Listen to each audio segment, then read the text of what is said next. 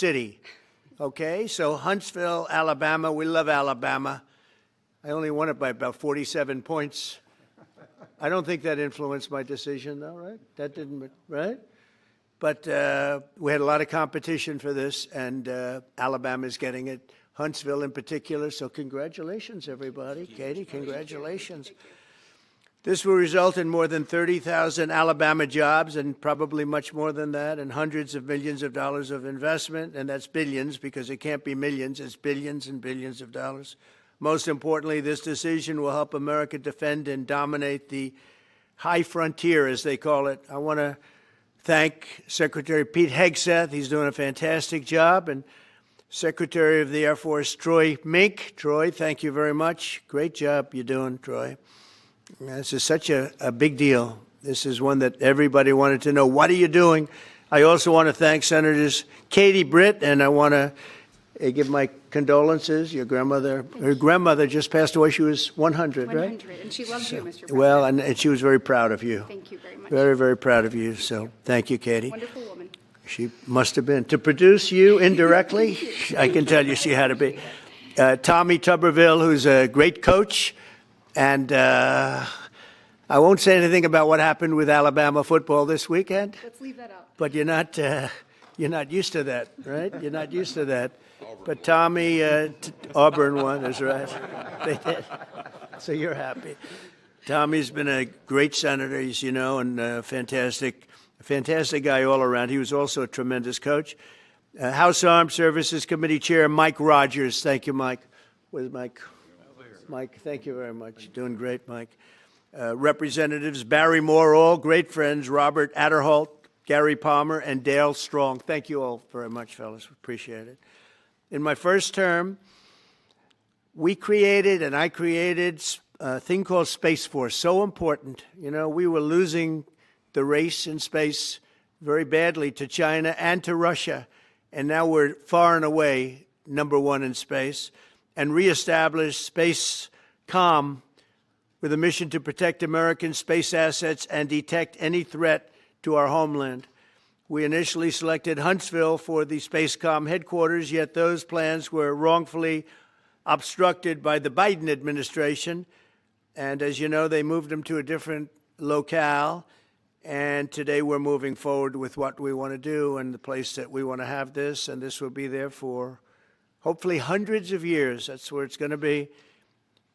I will say I want to thank Colorado. The problem I have with Colorado, one of the big problems, they do mail-in voting. They went to all mail-in voting.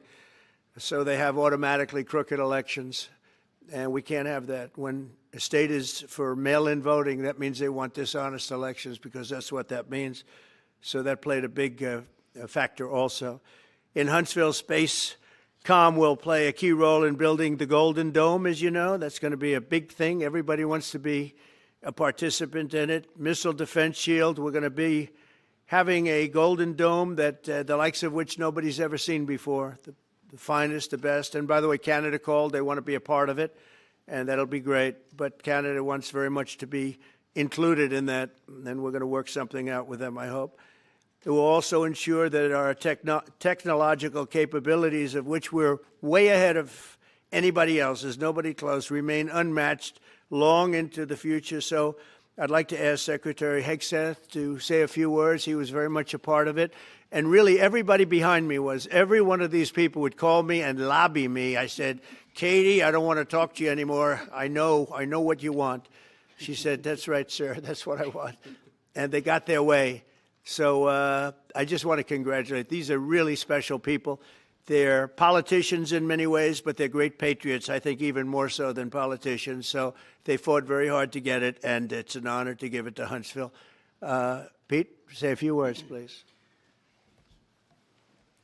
Thank you, Mr. President. As usual, right place, right time, for the right reason. In your first administration, you established the Space Force at a time when we knew we had to be looking to that domain of space. You also reestablished SpaceCom to ensure that priority was put in place, and you, through the Air Force, independently identified that Huntsville, Alabama was the right place to put it. For other reasons, in the next administration under Biden, they decided to move it somewhere else. Well, during that time, The DoD Inspector General, the Government Affairs Office, they did their own assessments, and where did they say Spacecom should go? Huntsville, Alabama. So what you're doing today, Mr. President, is restoring it to precisely where it should be based on what the Space Force, the Air Force, your leadership believes will give us strategic advantage in the future. That is Huntsville, Alabama. We are way ahead in space, but this will ensure we stay leaps and bounds ahead because that's the most important domain. Whoever controls the skies will control the future of warfare. And Mr. President, today you're ensuring that happens. Thank you. Thank you very much. Katie, would you like to say something? Mr. President, we are grateful for your leadership on this and restoring Space Command to its rightful home in Huntsville, Alabama. This delegation has worked together, both chambers, both parties, to make sure that Huntsville was the place that Space Command called home. As was mentioned, obviously the Biden administration chose to make this political. What we want to do is put the safety and security of Americans first. We want to make sure that our warfighter is put first, and we want to make sure that America continues to lead. And today, Mr. President, you've allowed that to happen. Thank you. Thank you very much. Tommy, please. Yeah, thank you. Thank you, Mr. President. This is a great day for our country, not just for our state of Alabama. We need help in our military. We need to catch up. And as Secretary Hegseth said, we're not behind in space, but we know where we're at, and we need to expound on that. Now, this move will save the taxpayers $480 million. It's not going to cost more. It's going to cut $480 million. We have the plans intact. It'll be behind a secure wall in Huntsville, Alabama, at Redstone Arsenal. We have 40,000 people there. We have the FBI there. We have missile defense there. We have NASA, Blue Origin, and SpaceX. It is the perfect place for Space Command. I would tell you today, and I've spoke with the President for the last 3 or 4 years about this, if I thought it needed to go somewhere else because I understand the security of our country, I'd be for that. But the best place for Space Command is Huntsville, Alabama, because what we have and what it means to this country is going to be so important. So thank you, Mr. President, for this, and we look forward to building a huge Space Command and having the Donald J. Trump Space Command Center in Huntsville, Alabama. Here, here. JD, would you like to say something? Sure. Well, Mr. President, thank you. I'll be very brief here. I lobbied the president hard to put it in Ohio, but he said these people behind us, these Alabamas, are just too powerful and too persuasive. And so it's in Alabama, but as Tommy said, this is exactly the right place for Space Force and Space Command. I think Americans ought to appreciate the fact that you can't win the battle of the future unless you control the skies. The cyber security, the communications, the entire infrastructure of the battle in the 21st century will be in space. So it was a visionary move in the first administration for the president to set up Space Force, and I think an equally visionary move to make sure that Space Force is right where it should be in Huntsville, Alabama. Thank you, sir. Thank you very much. Gentlemen, anybody want to say anything? Would you like to say? Mr. President, another promise made, another promise kept. You think about it, Redstone Arsenal is critical to national security. The president said when you were the 45th president, let's do what's right for national security. And today, that's exactly what we're doing. It's not because of this or that. It's because it's right for national security. You think of the 21 categories that were evaluated to determine what was best for national security. All indicators pointed back to Huntsville, Alabama, and Redstone Arsenal. We have the right people at the right place at the right time. Mr. President, on behalf of the people of the 5th Congressional District and all of Alabama, thank you for keeping your word. Absolutely. Thank you very much. Anybody? Let me just say, Mr. President, I want to say thank you. And thank you for doing this because it was the right thing to do. When they looked at all the numbers, Huntsville was the place to go, and like you say, it was unfortunately pulled out, but you made it right. So I want to just say thank you again for a grateful nation, and to the state of Alabama, we're very grateful. Thank you, and God bless. Thank you. Thank you very much. Mike, please, go ahead. Thank you, Mr. President. Throughout history, militaries has always understood that whoever could hold the high ground held the advantage. Space is the ultimate high ground. And what we're doing with moving the Space Command to Huntsville is absolutely critical to our maintaining dominance in that sphere. And it goes hand in hand with what we're trying to do with the Golden Dome in missile defense to defend against anyone else who tries to enter that sphere. So thanks, Mr. President. Thank you very much. Please. Thank you, Mr. President. And obviously, national defense is a huge issue. And when you look at the scores, Alabama was #1. And for political reasons, it was moved out of our state. But, Mr. President, thank you for making priorities the defense and the warfighter and the safety of this nation. And in the big, beautiful bill, that Golden Dome will be built in Huntsville, Alabama, and we're grateful for that. Thank you. Listen, as chairman of the Armed Services Committee, I care very much about what's most important for our national security. And the president held a nationwide competition to determine where we should have this command. If y'all remember, at the end of that competition, where Alabama came in first, there was a lot of complaints from the other states who did not place well. He said, we'll do it over with new criteria to accommodate your concerns. Alabama came in first in that second competition. His Secretary of the Air Force reviewed the results, said it was fair, and the president named Huntsville. It was the Biden administration that decided to make it political, even though his own Secretary of the Air Force said it was a fair competition and it should be in Huntsville. So I want you to know I appreciate this president standing up and being strong and saying he's going to make this right and put it where it rightfully belongs, and that's Huntsville, Alabama. Thank you very much. Good job. So thank you all very much. You are going to leave me alone now. You're not going to call me anymore and talk about this subject, right? You promise? They'll start something else. But I just want to congratulate you. It's a very big deal. When you come out and when you leave the room, you'll see that we just, over the last few minutes, literally shot out a boat, a drug-carrying boat, a lot of drugs in that boat. And you'll be seeing that and you'll be reading about that. It just happened moments ago, and our great general, head of the Joint Chiefs of Staff, who's been so incredible, including what took place in Iran, knocking out potential nuclear power for a long time to come. I think within a month they would have had it if we didn't do what we did.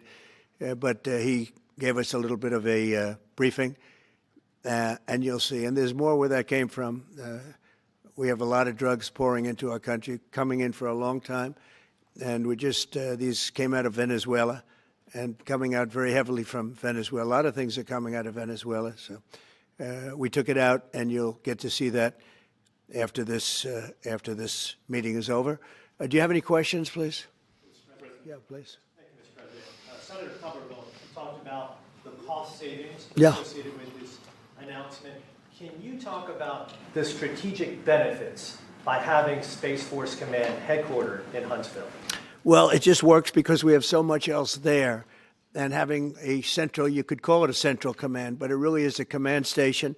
Also, even locationally, where it is, and when you think about flying distances, if you can save a half an hour as fast as some of these planes go and things go, and even the rockets go, if you can save by having the best location. So we went out, as you know, to experts, and we had 4 different groups of experts. They all said this was the best location. I also loved it from the standpoint, I know the people of Alabama, they are great people, work hard, and there's no games, and they're very proud of it. And I would say they fought harder for it than anybody else also. A lot of states, 5 states really wanted it, but they wanted it more. And I kid you not when I say that these people, they spoke to me a lot. That's all they wanted to talk about. They didn't want to talk about the weather. They only wanted to talk about moving to this location, moving to Alabama, Huntsville in particular. So we're honored to do it. They really wanted it badly, and they got it. Peter? President Trump, something completely different, but about a big viral social media trend over the weekend. How did you find out over the weekend that you were dead? You see that? No. People didn't see you for a couple days. 1.3 million user engagements as of Saturday morning about your demise. Really? You didn't see that? You know, I have heard, it's sort of crazy, but last week I did numerous news conferences, all successful. They went very well, like this is going very well. And then I didn't do any for 2 days, and they said, there must be something wrong with him. Biden wouldn't do them for months. You wouldn't see him. And nobody ever said there was ever anything wrong with him, and we know he wasn't in the greatest of shape. No, I heard that. I get reports. Now, you knew I did an interview that lasted for about an hour and a half with somebody, and everybody saw that was on one of your competitors. I did numerous shows and also did a number of truths, long truths, and I think pretty poignant truths. No, I was very active over the weekend. They also knew I went out to visit some people at the club that I own, pretty nearby on the Potomac River. And no, I've been very active actually over the weekend. I didn't hear that one. That's pretty serious stuff.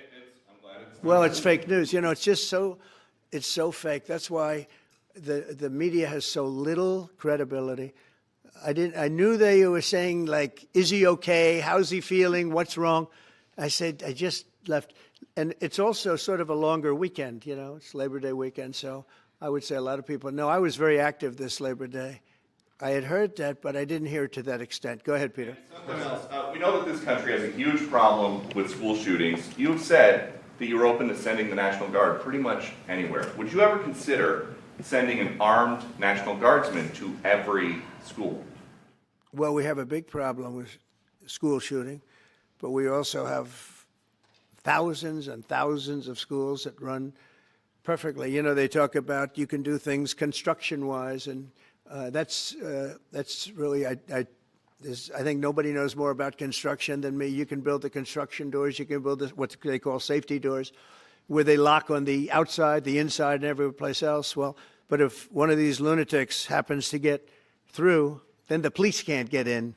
Then they're looking for keys all over the place, and it takes a lot of disadvantages to doing, you know, spending billions and billions of dollars and actually making it safer in some way for some of these lunatics that we're dealing with. But I don't think so. I've thrown out the concept. We have great teachers that love our children. The parents love the children. Teachers love the children too. And if you took a small percentage of those teachers that were in the military, that were distinguished in the military, that were in the National Guard, et cetera, and you let them carry, that's something that a lot of people like. I sort of liked it. I'd have to be studied, but they're trained. They know about weapons. You can't do it with every teacher because most teachers don't know, and you know. But I always thought that would be an alternative. But it just we've had a lot of instances. Other countries have also. They have different kinds of problems than we have, but we do have. There's something going on. And it's a bad thing. Yes, please. Have you spoken with President Putin in the past week? Have you spoken with President Putin in the past week? Yeah, I don't want to. I have learned things that will be very interesting. I think in the next few days you'll find out. Consequences if there isn't some type of announcement of a meeting with President Putin and President Zelensky? Yeah, and what could those consequences be? We're going to see what happens. We're going to see what they do and what happens. I'm watching it very closely. Last week they lost 7,000, between the two countries, 7,313 soldiers, to be somewhat exact, for no reason whatsoever. And they're Russian and they're Ukrainian, but, you know, they're soldiers. I want to see it end. Yeah. Mr. President, have you decided you're definitely going to send National Guard troops to Chicago? I didn't say when, but the answer is, look, Chicago's very interesting because I watched Pritzker get up and say about, we don't need help, we're safe. But 2 weeks ago, they had 6 people murdered, and they had 24 people hit by bullets. Last week, as you know, it was 7 people, 24 people hit, and 7 people died. And then over the last 2 days, that was the crown jewel. They had, I guess, 9 or 10 killed, and 50 hit with bullets. And you have this governor get up, who's a terrible governor. Probably he and Gavin Newsom would be probably the 2 worst and most naive. They're naive. Either they're naive or they're very untruthful. And he'll say, we don't want any protection. We don't need. So in the last 3 weeks, he's lost almost 20 people killed. There's no place in the world, including you can go to Afghanistan, you can go to places that you would think of. They don't even come close to this. Chicago is a hellhole right now. Baltimore is a hellhole right now. Parts of Los Angeles are terrible. If we didn't put out the fires, and I mean the other fires, the bullet fires, they didn't do a good job with, they should have had the water coming down, like I said. You know, we had to release the water. We had to go in and release the water to L.A. It's so badly run. But if I didn't send the National Guard into Los Angeles, I would be making an announcement today. I'd be talking about Huntsville, and I'd simultaneously be saying, by the way, the Olympics is not coming to Los Angeles. If we didn't do that, and even the sheriff, the top law enforcement person in Los Angeles said, we could not have handled it without them. So that's what he said. Make your mind up on Chicago, though? Well, we're going in. I didn't say when. We're going in. When you lose, look, I have an obligation. This isn't a political thing. I have an obligation. When 20 people are killed over the last 2.5 weeks, and 75 are shot with bullets. So let me tell you a little story about a place called D.C., District of Columbia, right here where we are. It's now a safe zone. We have no crime. It's in such great shape. You can go and actually walk with your children, your wife, your husband. You can walk right down the middle of the street. You're not going to be shot, Peter. You're safe. Everyone likes you anyway. They probably wouldn't do it.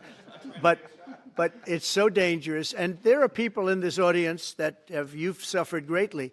There are people in this audience that have been mugged and hurt badly, and they don't want to talk about it. Maybe you were very brave in talking about it. You made quite an impression on a lot of people. I appreciate it.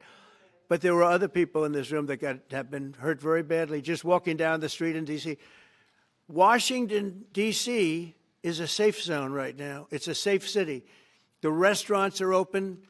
They're booming. You can't get a restaurant. New restaurants are announcing that they're going to be open. This took place in 12 days. Now it's 15 days, but 3 days ago it became what's known as a safe zone. It's a safe city. And this city was really bad, really, really bad. We took 1,600 people out, hardcore criminals that will not be coming back anytime soon. And we're very proud of it. You know, to have our nation's capital lose every week. You know, it was like years, many years, where every single week somebody was killed for many, many, many consecutive weeks. This went on for years. And then we had, last week it was announced that nobody was killed last week. And I made that announcement in front of a very distinguished leader of a country. And I'm saying proudly, ladies and gentlemen, nobody was killed in Washington, D.C. this week. He looked at me like, what's that all about? I say, yeah, we have a little bit of a crime problem. And we don't have a crime problem in Washington anymore. And the mayor has been very helpful, and the police commission has been very helpful, and it's been a great team. And I would love to have Governor Pritzker call me. I'd gain respect for him and say, we do have a problem, and we'd love you to send in the troops, because you know what? The people, they have to be protected. I saw today on one of your networks, not a friendly network, really the opposite, I would say, very unfriendly network. And they interviewed about 12 people on this morning. Most of them were African American, they were black. And they were saying, please, please, please let the president send in. These were people from Chicago. Please, we need help. We need help. We can't walk outside. We're petrified. If the governor of Illinois would call me up, I would love to do it. Now, we're going to do it anyway. We have the right to do it because I have an obligation to protect this country. And that includes Baltimore. I saw where Governor Moore was asking me to take a walk down the street of Baltimore. Well, Baltimore is a very unsafe place. It's rated number 4 in the city, one of the most unsafe places anywhere in the world. But, you know, we took care. This was a beautiful thing that happened in Washington because we showed that it could be done. And this wasn't just sending big, strong guys, and they are big and they are strong. You know, we had a great decision from the Supreme Court that had to do with sort of talent. It had to do with you are put down based on merit. You can hire based on merit.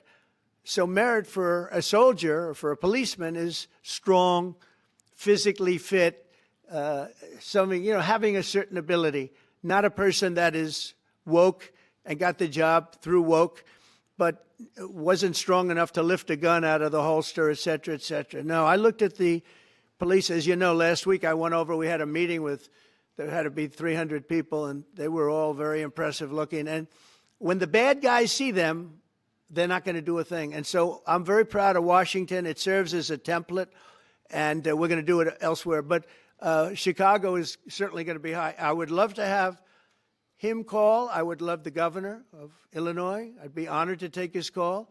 All he has to do is say, sir, we need help. It's out of control. And everyone knows it is. He's not kidding anyone. I would love to have, I would say, Governor Moore call, because I watched him over the weekend trying to explain that Baltimore, what they need is housing. No, they don't need housing. They need to get rid of the criminals. These are hardcore criminals. You know, we took many people off the streets of Washington, D.C. They're hardcore. They're not going to be good. In 10 years, in 20 years, in 2 years, they're going to be criminals. They were born to be criminals, frankly. They were born to be criminals, and they're tough and mean, and they'll cut your throat, and they won't even think about it the next day. They won't even remember that they did it. And we're not going to have those people. Washington, D.C. is now a safe zone. It's a safe place, and you can walk, Katie, you can walk right down the street with, by the way, one of the biggest human beings I've ever seen, which is her husband. He was a football player for like 11 years in the NFL. He's a big person. But big doesn't mean anything when they have guns and when they have knives and everything else that they have, right?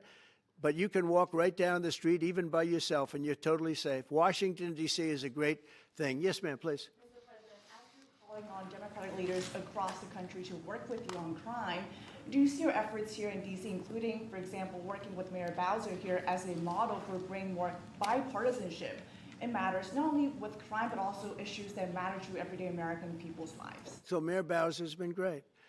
She could have taken the thing, oh, well, and then after I clean it up, they'll take credit for it. You know what they do is they take credit. Like, we cleaned up Los Angeles. We did a great job there.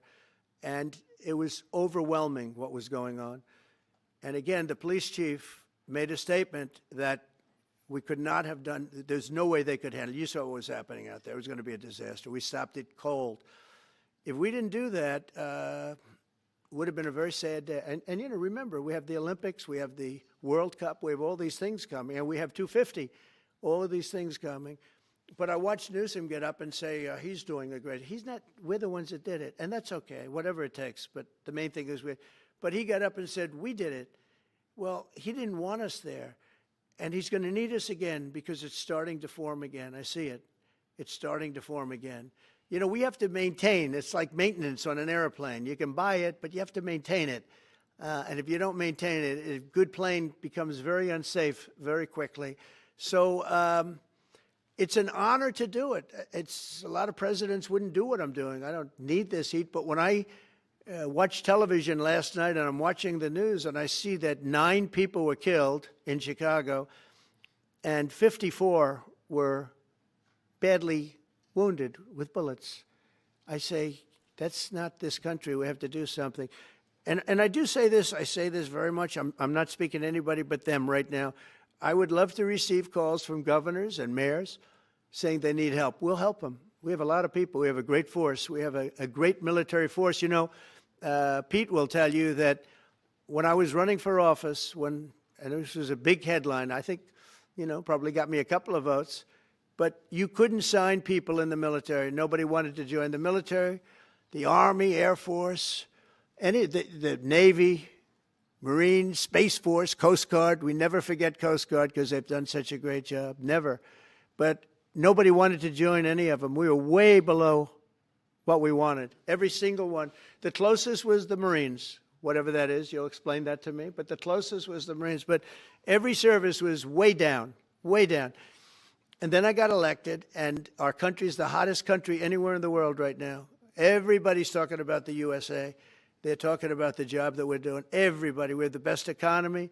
We have a very, very important decision being made by the Supreme Court because our country is the richest, the strongest, the most powerful. But if for some reason some liberal court, I'm talking about the court that just ruled, where even an Obama judge voted in favor of us, which I gave him a compliment yesterday, as you know. I said that took great courage.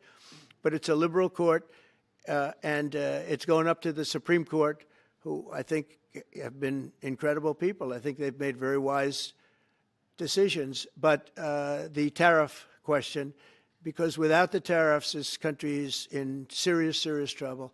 We've taken in almost $17 trillion of investment is coming in. Most of it is coming because of tariffs. And if for some reason somebody wanted to be politically correct, I actually think it's unpolitically correct. I think politically correct is to approve it, because there's nothing so popular as what's happened to our country. Our country is doing so well.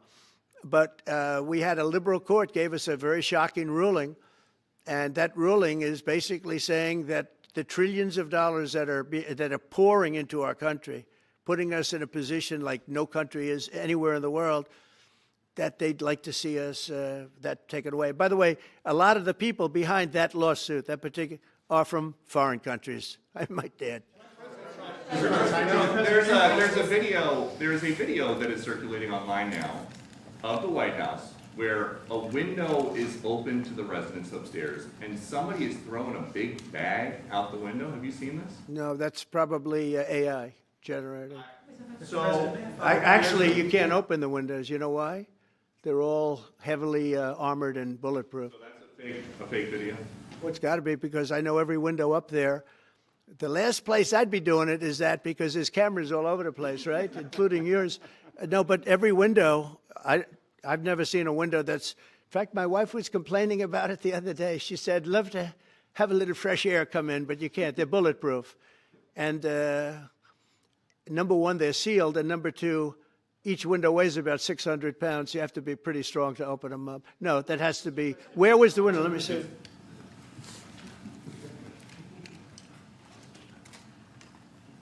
Maybe from the renovations? Which is the window? It looks like this is on the 15th Street side, I think. So right here. Yeah, those windows are sealed. Those windows are they're all sealed. You can't open them. What you were saying regarding the federal. It's the kind of thing they do. And one of the problems we have with AI, it's both good and bad. If something happens really bad, just blame AI. But also they create things, you know, it works both ways. If something happens that's really bad, maybe I'll have to just blame AI. But there's truth to it, because I see so many phony things. I saw something as I was growing up, from the time I was a baby till now. I said, who did that? It was AI generated. So it's a little bit scary, to be honest with you. But those windows are all very heavily sealed.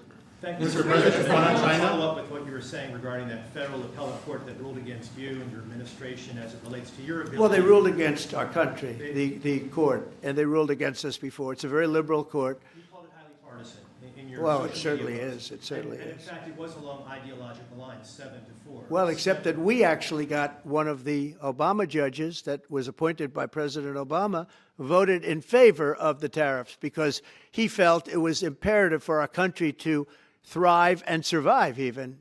And I gave him credit. I said, you know what? That took a lot of courage for him to do it, because you don't see that often. So my question is, I suspect you're going to appeal that all the way to the Supreme Court. Well, we already have, yeah. In fact, we're doing something else. We're going to be going to the Supreme Court, we think, tomorrow, because we need an early decision. I mean, look, the financial fabric of our country, we're a rich, incredible country right now, and we're able to, you know, other countries use tariffs on us for years, and we never did.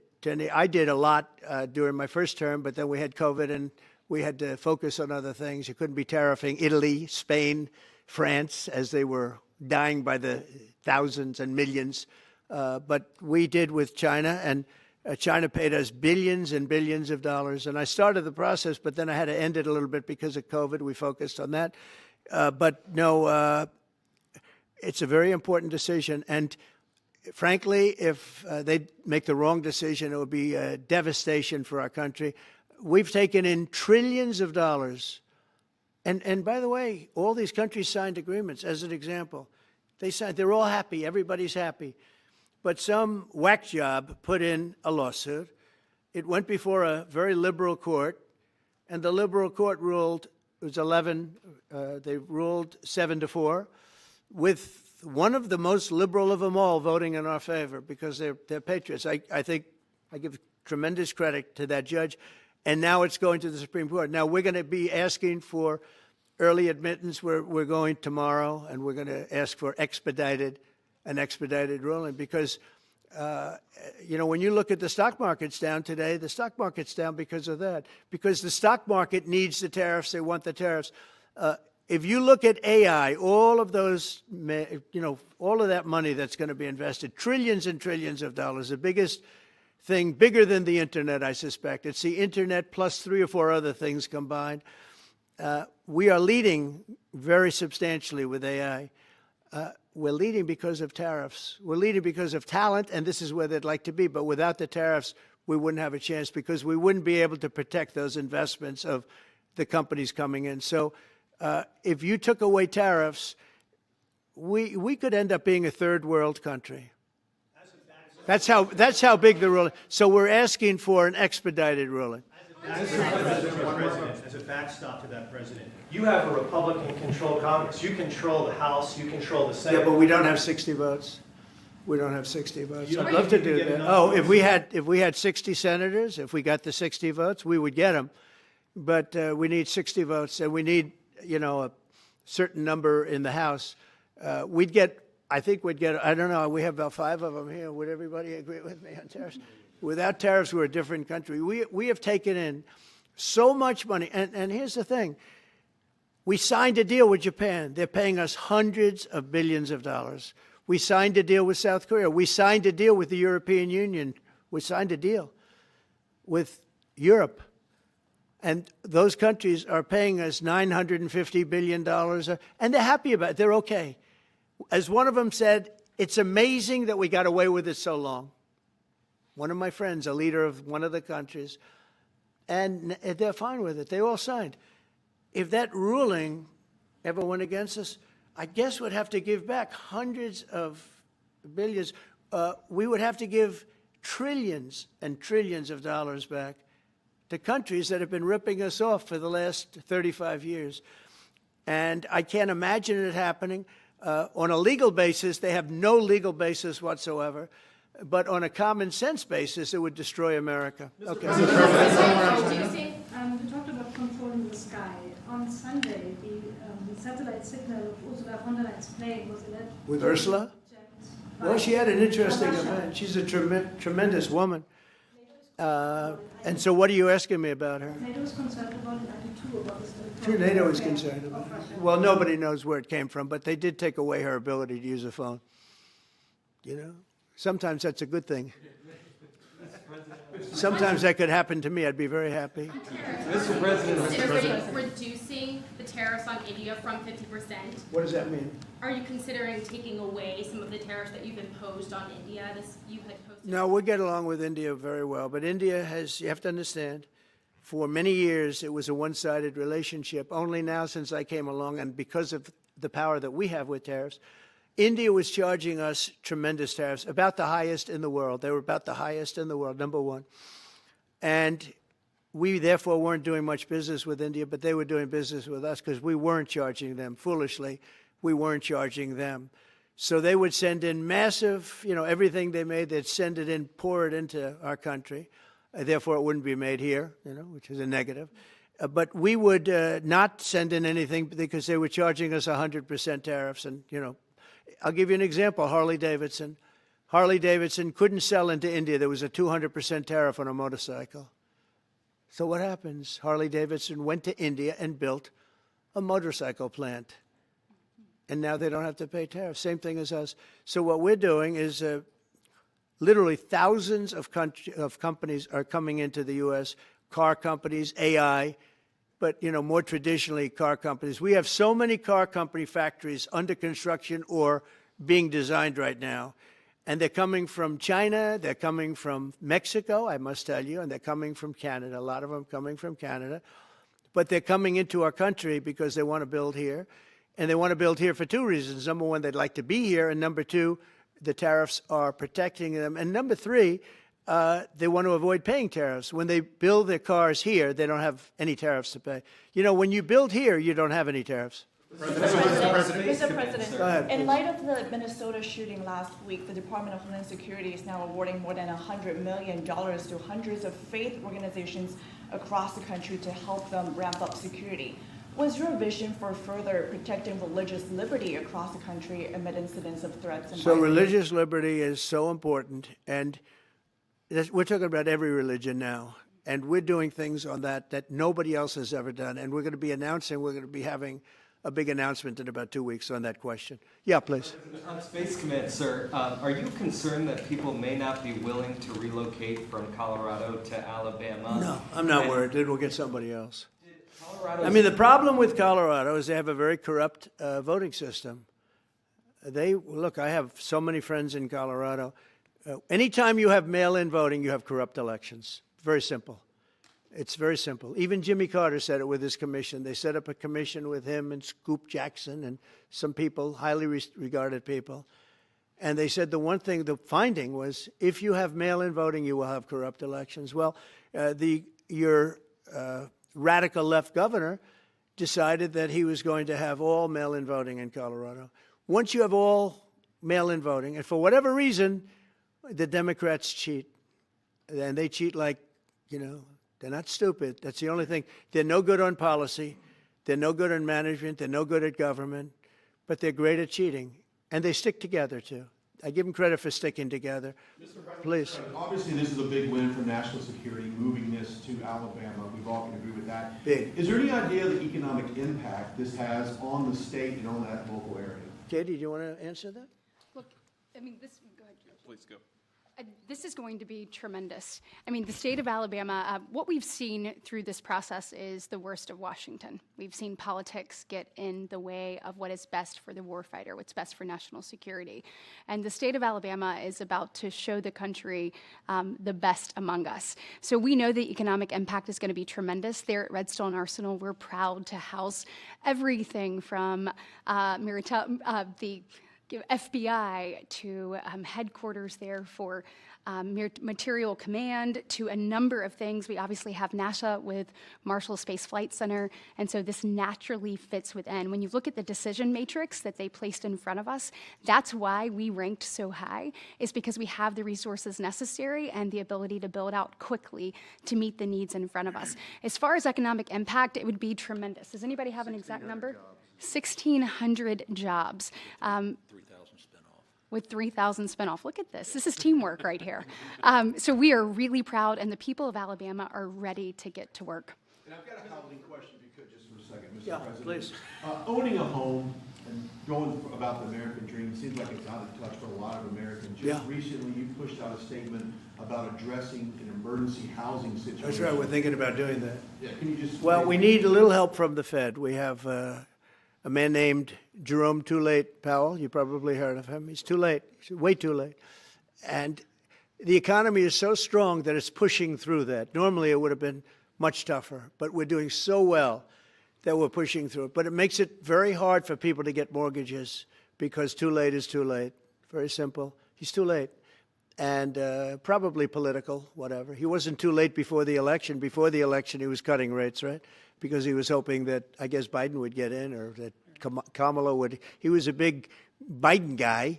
Explain that one. And then he was a Kamala person. But he was hoping, I guess, she'd win, I guess. I don't know. It didn't work out too well. But, yeah, we need a very serious cut. You know, I think that if you look back many decades ago, the United States was always the lowest, even if they were doing badly. The United States was, because without the United States, everything in the world would die. It's true. It's so powerful. It's so big. And I made it really big in the first 4 years. Then it started to degenerate with what this Biden administration did. But we built it up to a level that I never thought we could be at this quickly. We're the hottest, we're the best financially. The money coming in is so big because of tariffs and other things, but because of tariffs. Tariff gets us even those other things. Plus, it gets us great negotiating. I settled 7 wars, and numerous of those wars were because of trade. And numerous of the trade deals that I made were because of tariffs. It gives you a great negotiating ability. If that ability were taken away from us by a liberal court acting on essentially foreign nations, asking to get help from the United States government, when they've been doing this to us for 40 years, that's why we have $38 trillion in debt. We won't have it for long if they let us if they allow us to do what everybody knows we should be able to do. Yeah, please. Mr. President, another Biden-era action that you're now reversing is that you signed a deal last week to make federal buildings adopt and embrace classical architecture styles again. Can you talk to us about why you do that, and also what's your vision? Well, we want to see beautiful buildings. Now, you know, it's in the eye of the beholder. I've seen architectural reviews over the years. I'm an expert at it. I've gotten a lot of great reviews. But I've seen buildings that I didn't think were very good get great reviews, and I've seen great buildings get bad reviews. So, but it's just a standard. We want to have a good standard. We're building something here. You know, for 150 years, they wanted a ballroom at the White House. We're doing something at the highest level, using great architects and all. And, you know, it's very exciting. But we have a lot of interesting things happening architecturally in D.C. And D.C. is like a different place. And, you know, even the contractor said, sir, we walked down today, we feel like much safer. It's like a different place. Washington, D.C. is great. Now, we're going to also beautify it. We're going to put a topping on the roads. We're not going to rip them apart and take 4 years to build a road that was exactly the same by the time you build it. But we're going to put toppings. We're going to put new medians in. We're going to get the graffiti off. We're going to put tiles up in the tunnels where the tiles are missing. We'll do the whole tunnel instead of, you know, a little area where you see new tiles, old tiles that never look too good. But they could use it. You know, they've been up for 50 years. They've served their duty. But we're going to make this within about a 20-mile radius from the White House. We're going to have this place spick and span. It's going to be crime-free, and it's going to be spick and span. It's going to be, you'll be proud of Washington again. Go ahead, please. Sir, China's having a massive military parade that President Putin and Kim Jong-un will be attending. Do you interpret that as a challenge to this? And are you concerned at all about those countries trying to be some sort of counterweight? Not at all. China needs us, and I have a very good relationship with President Xi, as you know, but China needs us much more than we need them. No, I don't see that at all, no. One more. And I had actually a very good meeting with President Putin a couple of weeks ago. We'll see if anything comes out of it. If it doesn't, we'll take a different stance. March today in California ruled that your deployment of National Guard troops to Los Angeles was illegal. Do you have any response? Well, it was a radical left judge. But very importantly, what did you not tell me in that question or statement that you made? Pretty much of a statement, I think. Well, I was asking for the response. No, you didn't say what the judge said, though. The judge said, but you can leave the 300 people that you already have in place. They can continue to be in place. That's all we need. But why didn't you put that as part of your statement? Because the same judge ruled exactly as you said, except the judge said that you could leave the 300 people that you already have in place. They can stay, they can remain, they can do what they have to do. Thank you very much, everybody. We appreciate it. Thank you. Thank you. Thank you very much. Thank you, guys. Stay abreast. Thank you. As you know, this has been